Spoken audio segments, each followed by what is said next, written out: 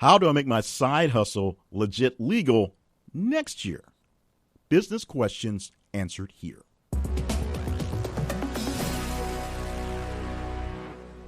Welcome to Business Questions Answered Here. My name is Jay Cleveland Payne. I'm a business and leadership consultant. I have an MBA, and most important, I have made a lot of mistakes over 20 plus years of managing my small business.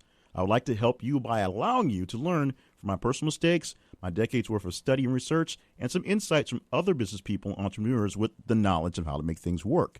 To submit your question, please visit our website, businessquestionsansweredhere.com. This episode is sponsored by FreshBooks. More on our sponsor in a moment, but first, let's get to this week's question. And we're releasing this episode on April 18th, 2017, which happens to be tax day here in the USA. Then today's question comes from a roundabout conversation I had with a friend, and we're going to call him Quincy today for the sake of the story and to keep a little bit of anonymity into this. I always mess that word up. To kind of keep things a bit anonymous in the session because it is about paying taxes. Now, a few weeks ago, he invited me to go to a basketball game that night, and I said I didn't have the time because, as usual, I had too many things going on, which included an emphasis on my wife getting me to get on my taxes. I was late getting my deductions lined up and getting my business paperwork in so I can file our taxes on time. Now, Quincy's an awesome guy. Quincy's a great guy, and I've known him for about a decade. So anytime I need him, he's there. And every time he needs me, I do my best to be there for him. And he's also extremely entrepreneurial in pretty much everything he does, except for one thing, or two things technically. One is filing official documentation with the government. The second is making sure they get their cut on the back end. And since nothing he's doing is illegal or immoral, and he, quote unquote, takes care of all of his business, his life is very good. Life is awesome, to be honest. But then we had this conversation, and he heard the words business deductions in that conversation. And this is what happened. As I looked at him, there was just this. He just lit up, and the sparkle was in his eyes, and it was literally like I was watching him, and someone walked around and pulled the little string, and the light bulb above his head went off, and it shone directly on him. It was just like that, like magic. It turned on just like that when he heard the words business deduction. So we started talking for a few more minutes about deductions. I fumbled with some answers pretty quickly and then told him I'd get back to him with something a bit more tangible so we can actually get something done. And, after a few days, because I was really busy at that moment in time. We exchanged some pleasantries, and as I left, Quincy went back to his phone because he still needed a +1 to go to the game with, so that was the priority at the moment for him. But he did toss out this quick quip to me with I thought that whole legit side hustle talk was for dopes. There might be something to me bringing the man into my business, but not until next year. So that's where today's question comes into mind. It's something that many of us doing the side hustle thing are dealing with, myself included, and many of you out there are kind of struggling with whether it should happen or not. As Quincy might put it, the question would be, what do I need to do to take my side hustle legal legit next year? But my English professor mother would probably prefer if I stated it closer to this. How can I get my hobby job prepared to file a tax return for next year? Either way you want to slice it, either way you want to tell it, the same question applies. You have a side hustle, a hobby, a thing you're doing that generates a little bit of money, and you want to know how to make it legal, make it legit, and get some deductions, some help from the government as you pay them their cut so they allow you to make more money. Now, I like to think I have working knowledge or access to quick knowledge of a plethora of different business topics, but since today is tax day, and I just got around to filing my extension today, I know that I passed my limits of qualifications for this subject the moment I sent Quincy a web link to set up an EIN number and then just suggested that he set up a real business checking account for his business only. And at that point, I knew I was done. So I made a call out to my network for people who was in the know, accountants, tax professionals, those types who could give some easily actionable tips to make into a nice way to explain what to do to make your side business something that's a real business. And thankfully, their wisdom prevailed with a very simple formula. that was put together from a lot of different tips that basically came down to a lot of general ideas. Everybody basically said the same bits and pieces of information, and I put them together in a 4-step formula. Step 1 is to ensure your endeavor is in the pursuit of profit. That sounds pretty high and lofty, but this is a topic I've covered before, but it is critical for the intents of using the IRS as a way to take any losses to reduce your tax burden. This is important because businesses want you to make money, or at least the IRS wants you as a business to make money, and will help you do that so they get more money, but they have to believe you're actually working towards that goal. Now, a general rule for keeping your business from being deemed a hobby is that if you've not turned a profit in at least 3 of the prior 5 years, you're going to have some problems. In specific cases of horse training, breeding, or racing, based on the fact that the risky nature of that business, you may be extending your profit to 2 of the prior 7 years to give you more time to kind of become a profitable business or stay a profitable business, because sometimes the horse racing business, it is a literal gamble. Now, beyond the basic question, are you trying to make money? There are other things the IRS considers before allowing you to remain a viable business. Essentially, you file your paperwork and it's good, but then as you maintain things and file your paperwork continuously for your tax returns, here's how it comes down. They want to know, do you put in the necessary time and effort to turn a profit? Are you showing up for work and making things work out? Have you made a profit in this activity in the past, or can you expect to make one in the future? Are you doing something that really is going to make some money, or are you just kind of throwing out your time literally and money away? Do you have the necessary knowledge to succeed in this field? I know I work in the experts business, a lot of people calling themselves coaches and experts, but can you actually do what you say you're doing and get people to pay you for that? Do you depend on income from this activity? Is it really your job, or is it just a pocket change to be made for some other project? And are your losses beyond your control? Are you at the whim of the markets, the whim of other people, the whim of nature? What keeps you in or out of control of the losses that you make? Step 2 of this whole situation is to keep good records. So from this point forward, since you're just now decided you're going to take your business into a business, it's time to think about what costs you have for your business. If it costs you time, effort, and or money, you need to write it down. Anything that you do that's going to labor in any case or cost you something needs to be documented. Over preparation and slight paranoia is not a bad thing when it comes down to recording all these things for your business.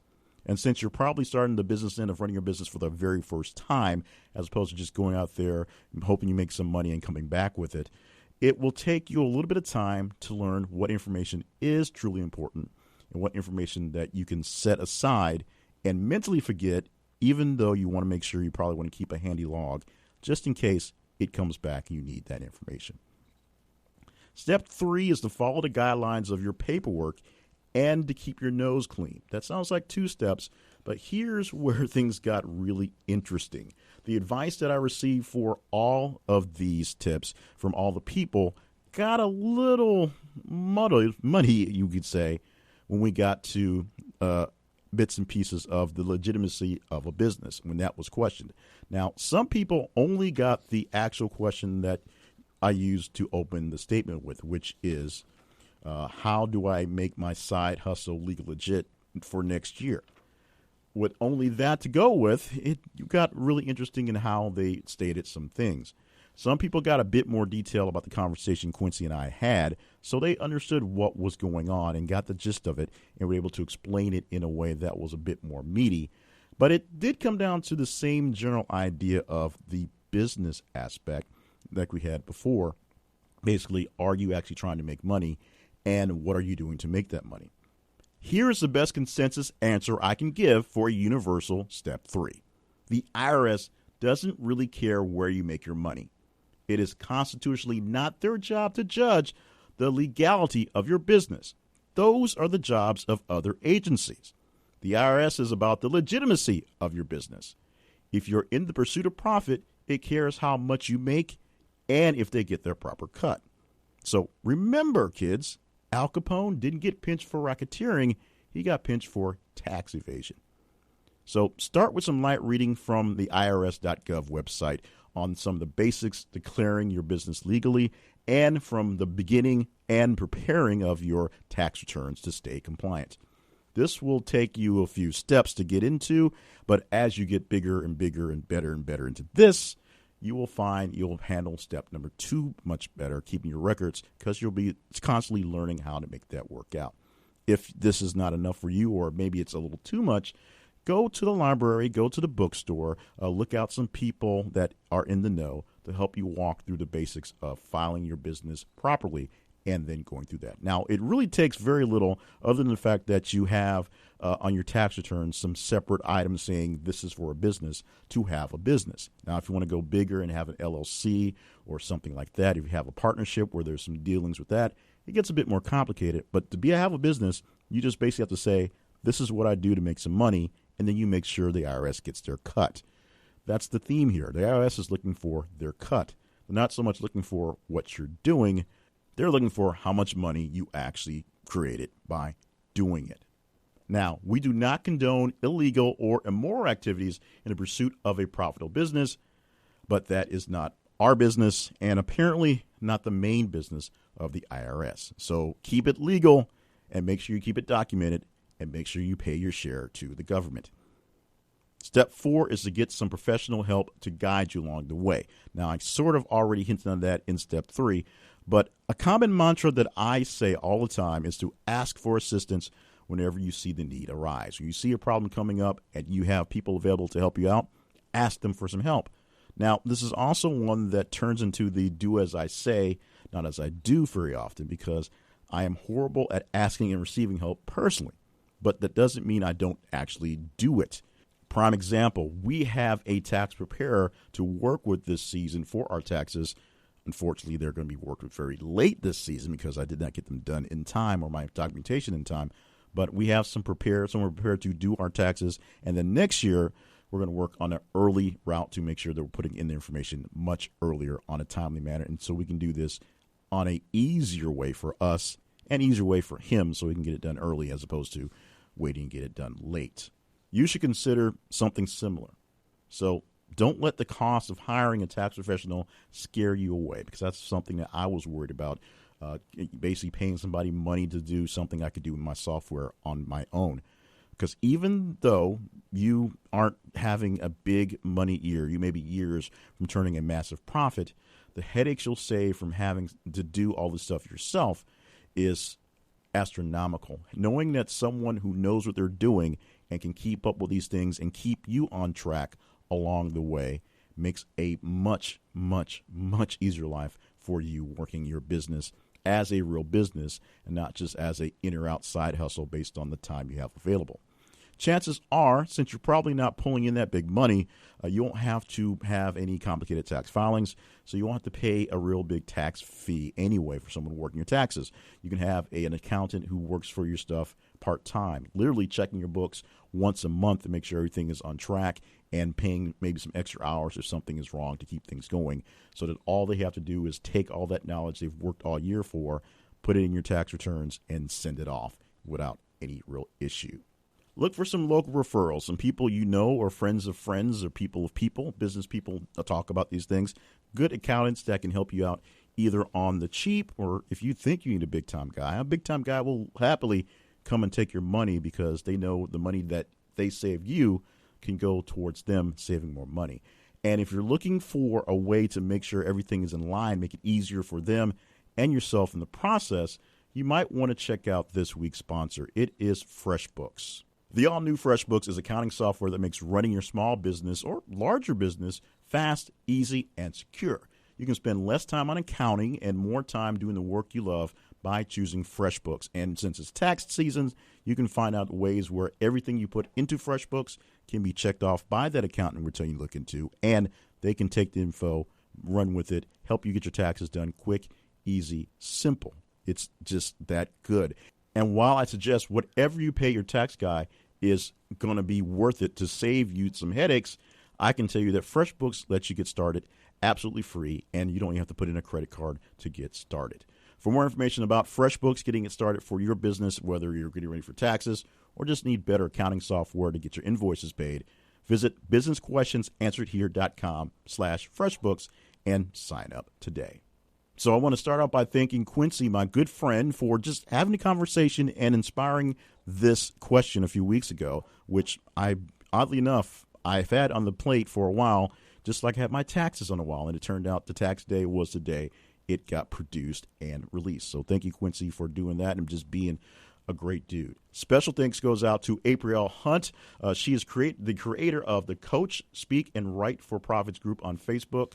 She is the real deal Jill. She is totally legit in helping people get their business life in order, helping you kind of, maybe sometimes smacking you around and let you know exactly what you aren't doing right and what you should be doing right to get your business in order, because she believes if you're not making any money, you're wasting a lot of people's time, including your own. So check out April Hunt. She's spelled Aprille Hunt on Facebook. She is all over the place on the internet, all over the place. And she just finished up her Epic conference in Dallas a few weeks ago. If you're looking for a conference for next year, you might want to check her out. In fact, she's not doing that conference this year. She's doing another conference that's going to be just as big. But check her out online. There'll be more information about her in the show notes for this episode, so you can find out links directly to how to contact her. Meanwhile, that group I just mentioned, Coach, Speak, and Write for Profits on Facebook, offered up all the answers to today's question. We put the question out there, and I had some conversations by phone with some folks, some conversations online in chat and whatever. And some people just literally dropped some knowledge right there in the thing with little bits and pieces of what was going on. So here's a list of names, and hopefully I don't miss anybody in the process, calling out for all these great folks. They offered advice, or they offered someone else who knew exactly what to tell me, or they offered advice and then had somebody else tell me exactly what was told. So this goes out to Renali Williams, Tiffany Mayfield, Trinicia Curry, Khadija Falk, Jamela Stroud, Portia Backman, and C. Renee Brown. Thank you, ladies, so much for helping me get this episode done, at least getting the information in, getting the episode done. Me, myself, as always, I'm late getting it out and getting it done, but it will be done and released on today, tax day, all done in one day. So, listeners, thank you so much for tuning into the podcast for the day.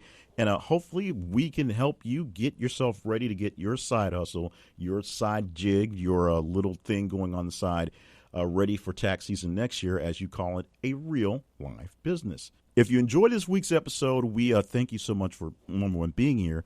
You can help us grow and maintain this podcast by visiting our sponsors. You can, of course, stop by our webpage and check out more things going on there. You can submit your own questions at businessquestionsanswered.com. Subscribe and review if you want to. We enjoy the feedback.